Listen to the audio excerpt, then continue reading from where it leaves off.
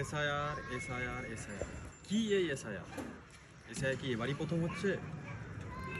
তো এই বিষয়ে বলি যে ভারতীয় সংবিধানের আর্টিকেল 324 থেকে 329-এ ইলেকশন কমিশন অফ ইন্ডিয়াকে যাতে ভোট ভারতবর্ষে সুষ্ঠুভাবে হয় সেই দায়িত্ব দেওয়া হয়েছে।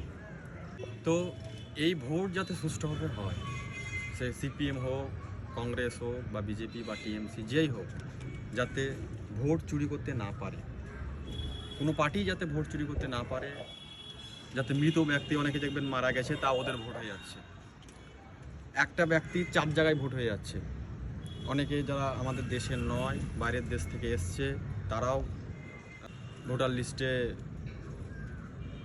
কারচুপি করে নাম ঢুকিয়ে ভোট হচ্ছে। তাহলে তো আমাদের ভোটের মূল্য কমে যাচ্ছে। দেখুন, নেতারা তো এমনিতেই আমাদেরকে মানুষ মনে করে না, 5 বছরে একবার ভোটের আগে আসে আমাদের কাছে এবং বিভিন্ন প্রতিশ্রুতি দেয়, হয়তো অনেক ভোটের আগে কিছু সুস্থ কাজও করে দেয়। এবার যদি এই অধিকারই আমরা হারিয়ে দিই বা এটারই মূল্য আমরা কমিয়ে দিই, তাহলে তো এদের ক্ষতি আমাদের। তাই এসআইআরে আমাদের উচিত সাহায্য করা। এর আগেও এসআইআর হয়েছিল, 2002 সালে এসআইআর হয়েছে, আবার হচ্ছে। এসআইআরের মাধ্যমে ইলেকশন কমিশন অফ ইন্ডিয়া দেখতে চাইছে যে কোনো পার্টি ভোট কি চুরি করছে, কোনো মৃত ব্যক্তির কি ভোট নিচ্ছে, একজন ব্যক্তি কি একটি ভোট হচ্ছে না একের বেশি অনেক সময় ভোট নিচ্ছে, ভোটার লিস্ট ঠিকঠাক আছে, এইসব। তো এই সমস্তই কারচুপি বন্ধ করতেই election commission of India SIR করছে। এর আগের বার এসআইআর হয়েছিল 2002 সালে। মানে এসআইআরের সঠিক অর্থ ধরেন সোজা কথা হচ্ছে ভোটার লিস্ট, মানুষের ভোটার যে টোটাল ভোটার যারা আছে তাদের লিস্টটা ঠিকঠাক করে। এবার আগের এসআইআরে 2002 সালে যাদের ভোটার লিস্টে নাম আছে, যাদের বাবা মার নাম আছে, তাদের কোনো অসুবিধা নেই।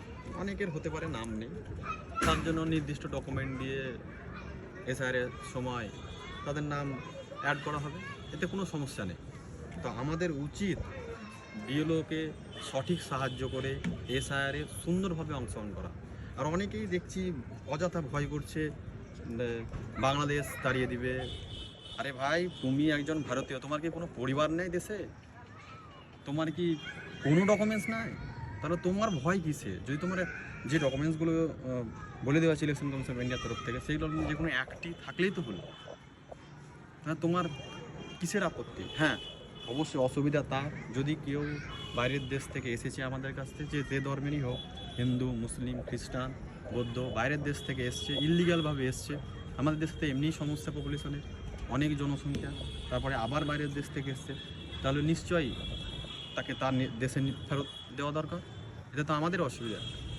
তাই আবারও বলছি যে এসআইআরে আমরা সবাই প্রতিশ্রুতিবদ্ধ হব এবং ইলেকশন কমিশন অফ ইন্ডিয়াকে সাহায্য করব যাতে কোনো পার্টি ভোট চুরি না করতে পারে, সঠিক ভোটার লিস্ট তৈরি হয়। ভালো থাকুন।